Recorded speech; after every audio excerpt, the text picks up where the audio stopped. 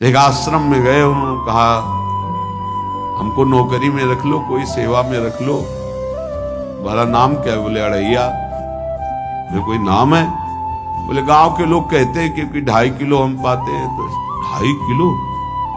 बोले तौल के 2.5 किलो आटे का जब हम रोटी पाते तब हमारी बाल भोग होता है। आगे कोई श्रद्धा करे खीर पूरी, पर 2.5 किलो अन्न चाहिए। तो कहा भंडारा है, तो रोज 2.5 किलो क्या 5 किलो पावे, क्या सेवा कर सकता है?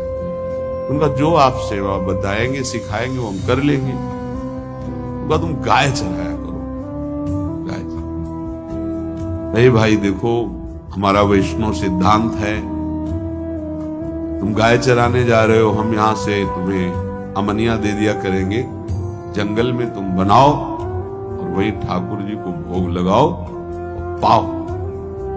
बिना भोग लगाए पाने का विधान हमारे आश्रम से आपका नहीं बन सकता।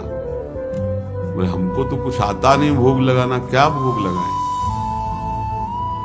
तो जब आप बना लीजिएगा, क्योंकि अब यहाँ 2.5 किलो तुम्हारे लिए अलग से बन करके जाए, तुम अपना बनाओ, जो जो चाहो भंडारी से कह दिया दे दिया करो, वहीं लकड़ी बीनो, वहीं बनाओ और गाय चराओ और ठाकुर को भोग लगा के पाओ। जितना मनावे आप पाओ। पहले दिन भोग मिला, बाटी बना, गरीब आदमी था, घर से तिरस्कृत था, वो सब जानता था। बाटी ऐसे उपला बीन लिए, बाटी बनाए, 2-4 आलू का भरता बनाया, 2.5 किलो आटे की बाटी। उसने कहा गुरुदेव के ठाकुर आओ भोग लगाओ आके। बड़े बड़े ऋषि मुनि मंत्रों से आवाहन करते रहते हैं, सरकार पधारते नहीं, केवल भाव से भोग लगाते। हुए इतने लीला बिहारी प्रभु आ गए श्री राम जी। अड़ैया ने आंख खुरप लगी ऐसी, तो आंख खोल के देखा, नवीन मेघ कांत अरविंदाक्ष सारंग धनुष धारण किए हुए सामने खड़े। कौन हो आप?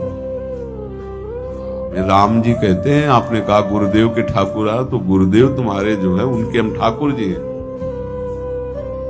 सही में आते हो तुम? आए तो गए, हम पाएंगे। बड़ी खुशबू आ रही है आलू के भरता की, तुम्हारी बाटी बनी हुई। गुरुदेव ने कहा तो भोग लगा के पाना, मतलब आप पाते तो हैं? नहीं सुना है। बोले नहीं नहीं पाते हैं, पर सबका नहीं पाते हैं। आप जैसे भक्त जब पुकारते तो बिल्कुल कुछ नहीं जानता, इसीलिए हम कह रहे बड़े बड़े